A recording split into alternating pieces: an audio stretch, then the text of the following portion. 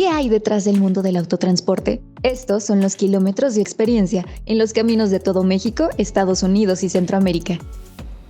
En este podcast, las palabras vuelan más allá de rutas, unidades y logística, sumergiéndonos en un mundo de vivencias, retos e innovación, que suman día con día en el trayecto del gigante del autotransporte. Bienvenidos a bordo. Eduardo Espinosa, diseñador profesional, docente con 38 años de trayectoria, residente de Querétaro, México, especialista en dirección de arte, fundador y director de Tipos Libres, con un máster en mercadotecnia, así como el encargado de compartir el día de hoy en el Camino Tres Guerras la ruta a seguir para aplicar las tecnologías a favor de un negocio. Familia Tres Guerras, es un gusto estar de nueva cuenta con ustedes. El día de hoy tenemos un gran invitado, Eduardo, que nos estará compartiendo grandes conocimientos, grandes aportes para todas las pequeñas y medianas empresas que estén incorporando tecnologías en pro de su negocio. Eduardo, bienvenido al Camino Tres Guerras, ¿cómo estás? Muchas gracias a ustedes por la invitación y pues muy contento de estar aquí platicando con ustedes un rato. Excelente, Eduardo. Pues bueno, arrancamos con algo muy poderoso. ¿Cómo fue tu inicio en el diseño? Híjole, hace muchos años, como bien lo mencionabas, yo tuve, las circunstancias me llevaron mientras estudiaba diseño, que esto fue por ahí de 1985, 86, creo que ninguno de ustedes había nacido todavía. Era yo un estudiante de diseño y me vi en la necesidad de tener como mi primer empleo formal, digamos, y tuve la fortuna de ganar un concurso de un diseño de un periódico y esto me llevó a tener como mi primer empleo como diseñador en una empresa, en un grupo que ahora es un grupo enorme de comunicación, que estaba, si bien ya estaba sólido, estaba como con pocos negocios y me tocaba hacer literal el periódico prácticamente todos los días y ahí fue donde aprendí mucho de diseño editorial. Y eso me llevó a terminar la carrera y a querer continuar por mi lado como freelance en el diseño.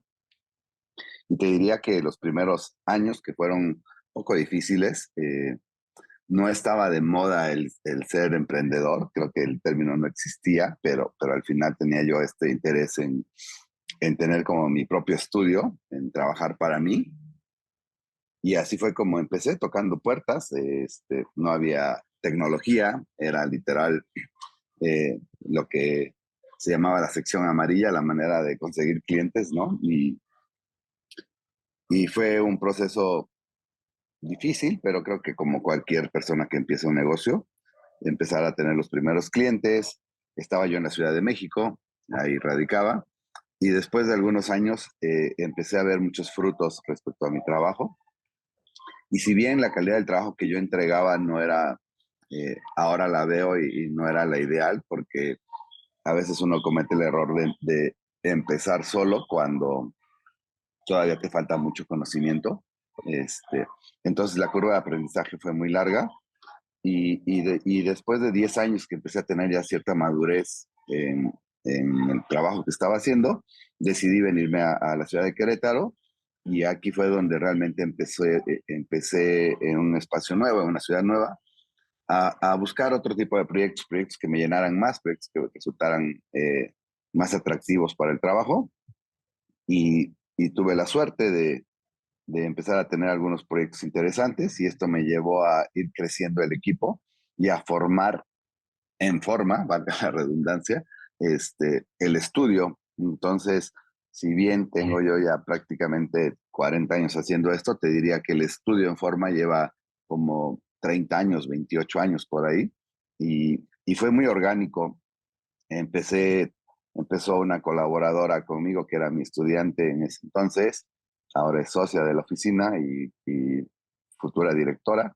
Y esto nos llevó a contratar a alguien más y a alguien más y a alguien más y ahora somos un equipo de 16 personas haciendo estrategias de comunicación para los negocios y tenemos la fortuna de trabajar con clientes algunos a nivel global, algunas empresas unicornio, muchas startups y muchas pymes que nos gusta mucho trabajar con ellas también creemos en apoyar mucho a los emprendedores y a veces inclusive hacemos muchos proyectos pro bono también para poderlos apoyar, ¿no? Entonces, así fue como llegamos aquí a la oficina y pues ahí estamos ya un poco consolidados, o el término queda bien, consolidados, ¿no? Aquí con ustedes. Concuerdo. Ed, por favor, coméntanos qué hay detrás de toda esta estructura de tipos libres, cómo nace el nombre, cómo te inspiraste, qué surgió para que le fueras dando esta personalidad, pues, a tu agencia. Sí, creo que el nombre es muy peculiar, tiene mucho impacto por todas las connotaciones que genera, pero en realidad la esencia es que yo siempre tuve, y como me inicié en periódico, y en ese entonces, aunque ya estaba de salida, todavía se usaban de repente algunos cabezales o algo en los periódicos para componerlas con fuentes tipográficas, es decir, con estos tipos móviles que se llamaban de la imprenta de Gutenberg, y que siempre me atrajo muchísimo ese tema, se me hace súper interesante cómo surgía la comunicación a partir de estas letras de acero y demás, o de madera en su momento. Y entonces tengo una gran fascinación por los tipos móviles, y entonces de ahí me gustó esta palabra. Al inicio quería yo diseñar muchas letras, que era a lo que estaba surgiendo apenas, y me encantaban las letras, entonces de ahí surgió y si le ponemos tipos, pero estaba yo soltero, bueno, sigo soltero, y ¿por qué no hacemos algo que hable como de esta libertad creativa también? Y entonces de ahí surge el nombre de Tipos Libres, y, y desde entonces lo hemos mantenido, ha gustado mucho, a mí particularmente me encanta, porque también genera esta doble interpretación de que, bueno, son unos chicos libres que trabajan. Muchos no relacionan de repente al concepto de la tipografía con el nombre y con el diseño. Entonces, me gusta mucho este juego de palabras, y, y bueno, y poco a poco fuimos aprendiendo, como fuimos creciendo, a tener una estructura de trabajo. Creo que uno aprende mucho de sus clientes, y tuve la fortuna de trabajar para un corporativo muy grande de una institución bancaria, que durante 6, 7 años tal vez colaboré con ellos, y te diría que ellos fueron mi universidad como emprendedor. Ellos aprendí mucho, tuve la suerte de hacer toda la comunicación interna para 4 o 5 países, y el tener toda la información que ellos me facilitaban para el crecimiento de su equipo, para el trato a su equipo, de repente me hizo reflexionar sobre este contenido que yo estaba revisando y analizando para hacer la comunicación, y lo empecé a aplicar de manera natural. Todo lo que ellos me decían que era ideal para que funcionara un equipo de trabajo, nosotros en ese entonces éramos 4 tal vez, y decíamos, bueno, ¿y qué pasa si empiezo a aplicar este tipo de conocimiento que me están facilitando y que son estudios que ellos hacen a mi empresa?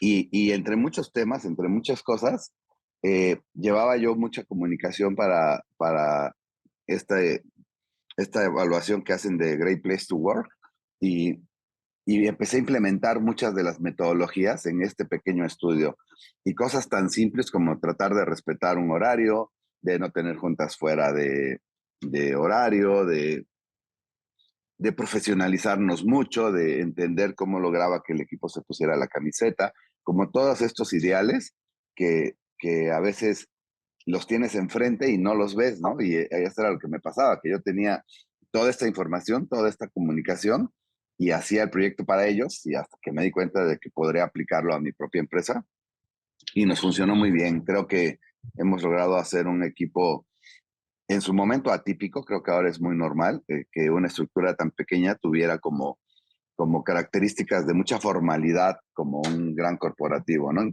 Respecto a horarios, vacaciones, prestaciones, todo este tipo de cosas que a veces es muy difícil implementar, y no porque los emprendedores no quieran, sino por falta de conocimiento o de asesoría.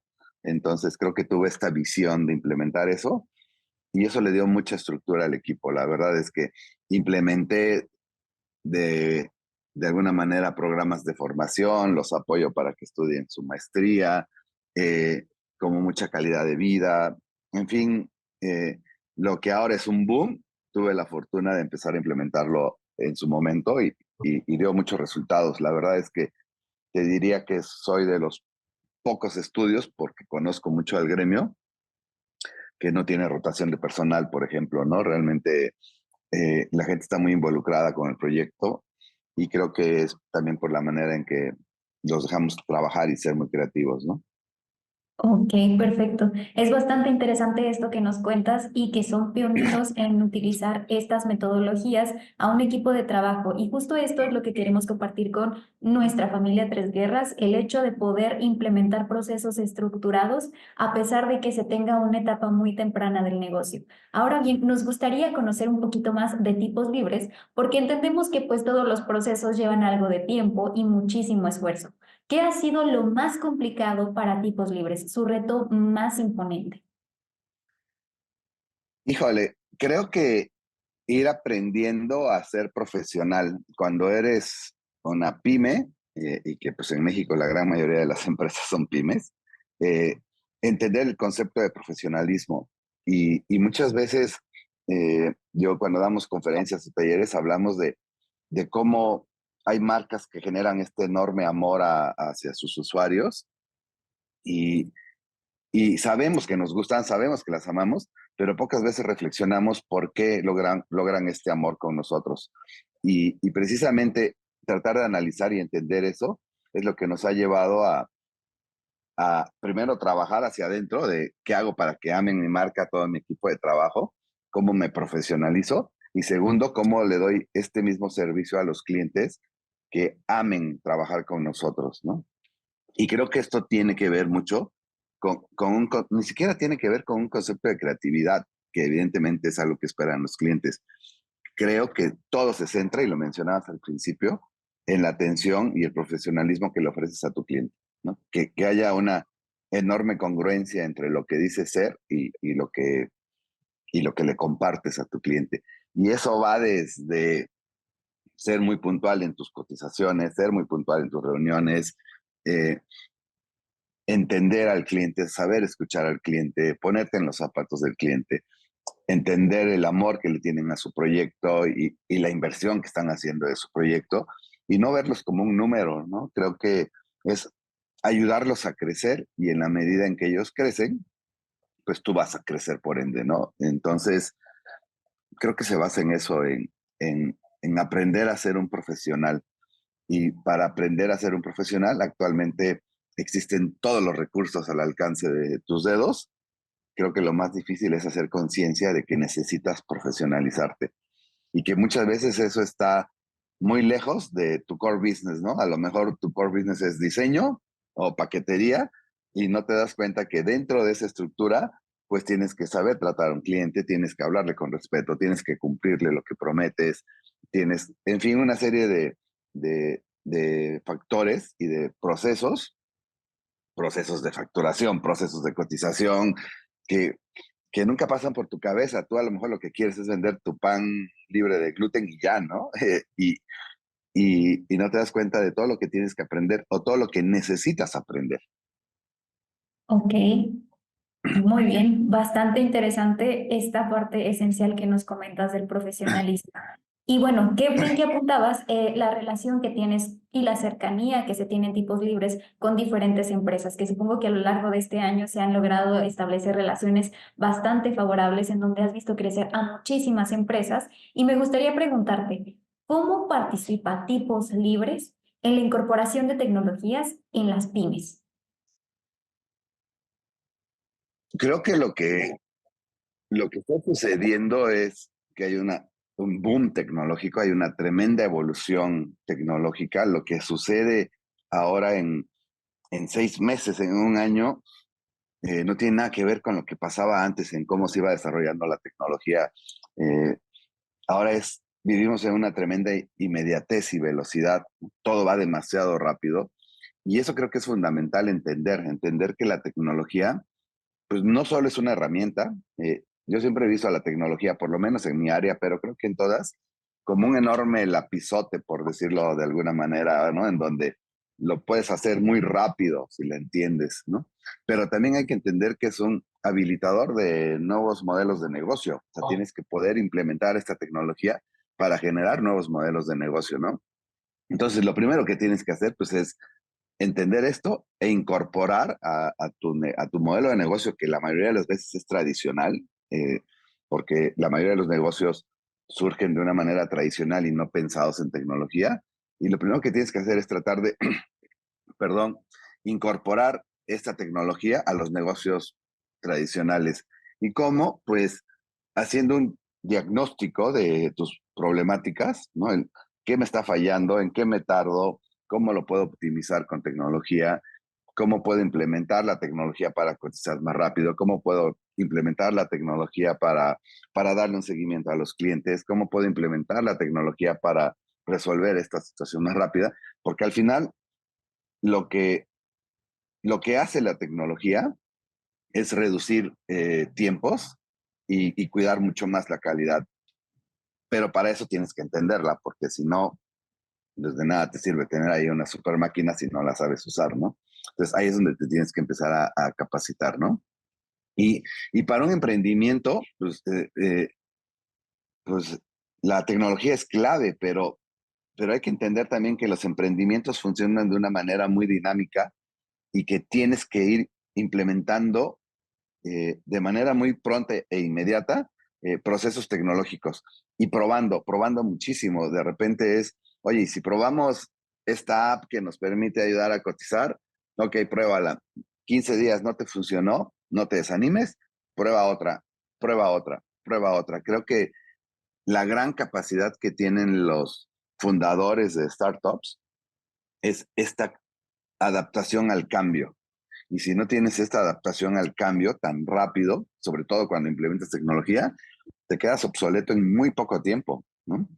Y eso, a lo mejor los jóvenes de startuperos lo entienden muy bien, pero cuando tú tienes de este lado una empresa de servicio que le va a dar apoyo a este, o le quiere dar apoyo a este tipo de empresas, tú también tienes que entender eso. Y tú también tienes que entender que los emprendedores están esperando soluciones muy rápidas.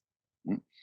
Y esto es pues porque vivimos en esta inmediatez. Entonces, tienes que agilizar tus procesos de manera interna para poderle darle respuesta a ellos de manera interna, sin, sin afectar la calidad de tus metodologías o de tu trabajo y sin afectar, pues obviamente, el nivel de servicio. Simplemente es adaptarte, ¿no? ¿Por qué? Porque a lo mejor antes hacer una cotización de un envío te llevaba 2 horas porque tenías que calcular el kilometraje y el peso, y eso ahorita una aplicación te lo hace en 30 segundos. Entonces, ahí es donde vas reduciendo estos tiempos para ofrecer mayor calidad, ¿no? Y, Claro. y básicamente, pues es eso, y cómo lo permeas a tu equipo de trabajo, ¿no? Excelente. Pues bastante funcional esto que compartes con nosotros. La verdad es que a partir de esto me gustaría preguntarte, ¿cuáles consideras tú que son los factores clave para el éxito de un negocio en el mundo digital? Eh, pues es que si te mueves y no estás en la foto, no sales, ¿no? Me parece que ahorita lo más importante es tener presencia y entender que debes de tener presencia digital. Y aquí es donde hay como muchos tabús de repente. Hay también muchas personas que no les queda muy claro esto, ¿no? De repente me dicen, oye, ¿para qué necesito una página web si ya no se usan? Algunas páginas ya no se usan, algunas otras sí, pero tener una página web te va a dar de entrada credibilidad, ¿no? O sea, lo primero que hace un cliente del tipo que sea es cuando le recomiendan o busca algún producto o servicio, busca credibilidad, es decir, que esté en el mercado. ¿Y cómo haces esto? Pues buscando en su página, ¿no? Que esté en su página, que aparezca en los buscadores y que obviamente esta página esté bien programada. De repente hay como miles de plantillas que uno descarga y funcionan porque están, pero a lo mejor no te funcionan para que se empiecen a posicionar de una manera orgánica, que bueno, esto ya es una cuestión técnica, pero bueno, lo importante es primero que estés. ¿no? Que te vean. Y segundo, empezar a manejar tus redes sociales. Y empezar a manejar las redes sociales hay que entender también que es precisamente para eso, para tener visibilidad. Me parece que se ha malinterpretado mucho el concepto de subo a redes y empiezo a vender mañana. No, no va a pasar, ¿no? Por mucho que lleguen agencias que te digan, oye, sí, yo te voy a generar 200 leads, no va a pasar. ¿Qué es lo que necesitas hacer?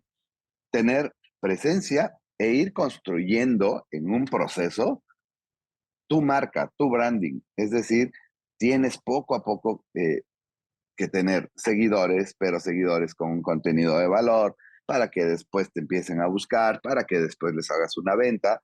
Entonces no va a ser inmediato, o sea, tienes que hacerlo en el menor tiempo posible, pero no va a ser de la noche a la mañana. Entonces, lo principal es que estés en redes, no olvidar la otra parte, la parte humana, no olvidar estar en eventos, no olvidar tener relaciones personales. Yo sigo creyendo que eso funciona mucho, cubrir las dos áreas, ¿no? La parte social, la parte humana y la parte digital. Y estar en todas las redes que te funcionen, que le funcionen a tu negocio, no nada más subirte por subirte. O sea, si tú vendes pan, a lo mejor no tienes nada que hacer en X, ¿no? Antes Twitter, como dicen todos. Pero a lo mejor sí tienes que estar en otra red como Instagram, o a lo mejor sí puedes tener un canal en YouTube donde muestres cómo haces tus mezclas, en fin, determinar muy bien, asesorado por un experto, qué redes te conviene usar y cómo te conviene usarlas, porque tampoco se trata de estar publicando diario o estar publicando basura. Eh, Porque recordemos que en esta inmediatez en la que vivimos, lo primero que hacen las personas es el slash, ¿no? Y adiós.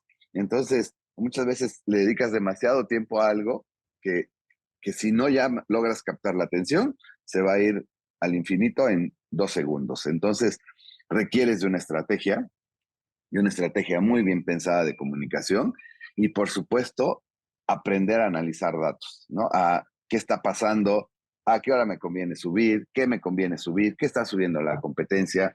Y todo esto con plataformas digitales ahora es muy fácil de determinar, ¿no? O sea, realmente es muy fácil saber eh, qué están haciendo la competencia, qué hora que está publicando, qué palabras usa. Siempre mi recomendación es con asesoría de alguien de un experto, porque esta curva de aprendizaje solo te va a llevar mucho tiempo, ¿no?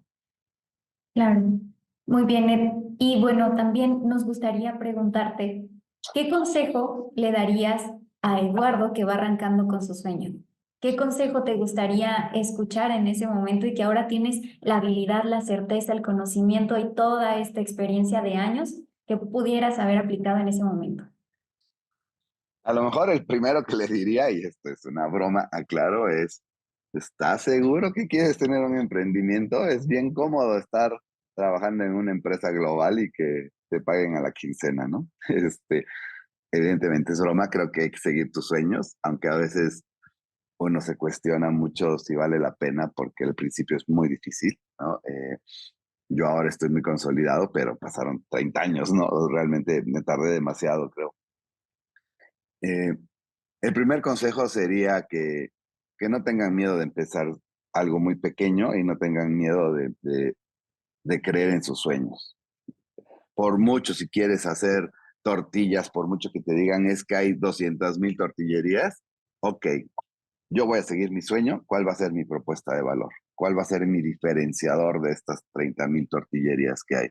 Entonces, seguir tu sueño es muy difícil que inventes el hilo negro en este momento, siempre hay cosas absolutamente innovadoras y creativas, pero seguir tu sueño sería el primer consejo y piensa en grande. Realmente, desde que empiezas, tienes que pensar en grande. Algo que aprendí de un cliente que es un gran empresario, un consejo, una plática, ni siquiera un consejo. Me dijo, el problema de la mayoría de los emprendedores es que les falta un cero en la cabeza. Y, y eso me hizo mucho sentido porque de repente cuando empiezas, y él me decía, Eduardo, este proyecto que nos hiciste tiene mucho más valor del que tú le estás dando y te da miedo cobrar, ¿no? Que es como muy común al principio, híjole, y si le cobro y me dice que no porque estoy empezando, pero eh, si no, no me lo dan y pierdo el proyecto. Y no tengas miedo, aprende a cobrar tus proyectos, a darle el valor a tu trabajo y, y a pensar en grande, a pensar en que vas a tener una gran empresa que en 10 años va a estar en bolsa o algo así, ¿no? El segundo consejo tal vez sería acércate a la tecnología, o sea, acércate y más ahora que hay tantos organismos, tantas empresas, tantas instituciones que te pueden facilitar este acceso, ¿no? A cursos, a capacitaciones. Eh, Entiende lo que es la importancia de vender un producto o un servicio y hay que entender que son cosas muy diferentes, ¿no? ¿Qué es lo que estoy vendiendo y cómo lo estoy vendiendo? Eh, Otro consejo sería planea estrategias para todo, o sea, haz todo de una manera estratégica, piensa muy bien, planea muy bien, ten muchas relaciones sociales, eh, sal de tu burbuja de no querer hablar con nadie y relaciónate con... Mientras más relaciones tengas y sumes la tecnología, va a explotar tu empresa. Cuida mucho tu imagen, eso es importantísimo. Y cuando hablo de tu imagen, no solo hablo de la imagen física, que la ropa y todo esto, como te ven, te tratan, y eso es un dicho viejísimo, pero que sigue funcionando, y más en este país. Pero cuida mucho tu imagen también de la empresa en redes, cómo se comporta, cómo habla, cuida la voz de tu marca. Tienes que planear muy bien la identidad y el perfil de tu marca y cómo va a hablar, va a ser empático, va a ser un líder de opinión, va a ser amigable y trata de mantener esta comunicación. Tienes que ver a tu empresa como una persona que se va a desenvolver en un mercado y como tal la tienes que cuidar.